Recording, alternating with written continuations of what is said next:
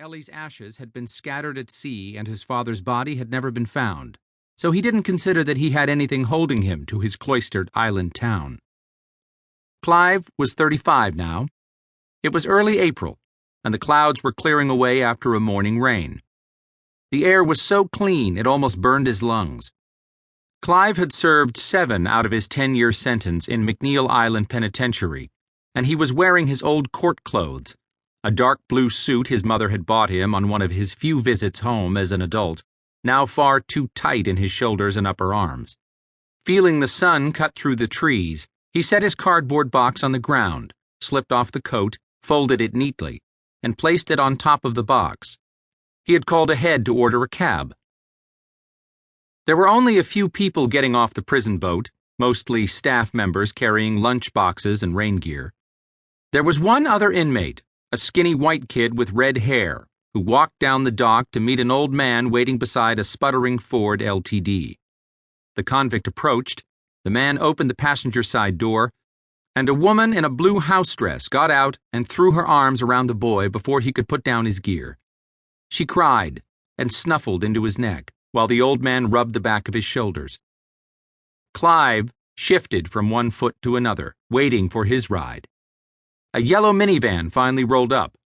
"You Stilton Cheese, right?" Clive was still watching the kid being greeted by the old couple. He wondered if he had seen the kid inside, but didn't recognize him. He hadn't recognized the false name the cabbie was saying either. "You're Stilton Cheese, right? Yeah?" the driver said again.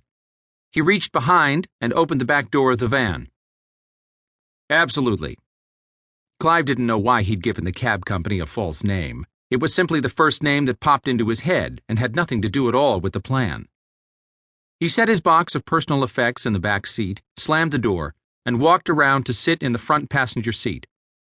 "You want to go to a grocery store?" He squinted at his run sheet. "That's right," Clive said. "If it's not too much trouble." "No problem, Mr. Cheesewright. Would you like me to wait while you shop?" "Nah, just drop me. I might be a while," Clive said, but then added, "You know a place with really fresh lettuce?" The driver smiled. "I think if you want the really fresh stuff, you should go over to the Farm Fresh store down 6th. It's good, you know. They really do buy it from the farmers and everything. It's a couple of miles out of town, but it's worth it." "Perfect," said Clive. The driver punched the meter and wheeled to his left, down the road away from the prison. Clive watched the fence posts stutter by. He watched the sunlight filter through the evergreen trees, and he watched a cow eating in a green field. A rusty bell hung from her neck. She lifted her head as the cab sped past, and Clive could imagine the soft clunking of her bell. Clive asked to stop for a moment. The driver put on the turn signal and eased the van to the gravelly edge of the road. Clive thanked him, leaned back in the cab's mildewed seat, and smiled. He sat that way for a few moments, smiling and listening for the cow's bell. "You do a long stretch?" the driver asked. Clive nodded, his eyes closed.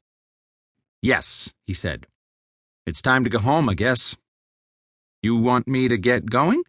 the driver asked. Clive nodded again, his eyes still closed. "Let's go get you some lettuce, then," the driver said, and pulled the blinker all the way down, rolling the cab back onto the road. Clive was both happy and nervous. He had looked forward to this day with an urgency that few people who haven't been in prison could know.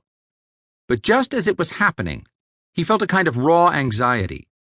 He could not go back to crime, and although he had scrubbed his mind clean, he knew that in this world of free men he understood little else besides crime. Crime was now, in his new state of mind, too chaotic, too unpredictable. Clive wanted to be rooted to something as certain as the rising of the sun. McNeil was an old federal prison that had been remodeled as a medium-security jail when it was turned over to the state of Washington. The Birdman of Alcatraz had actually done most of his time at McNeil. The main building had the original feel of the place, thick iron doors, WPA-style murals on the walls of the mess hall. It could have been a large public library in some small Midwestern town, if it weren't for all the sex offenders.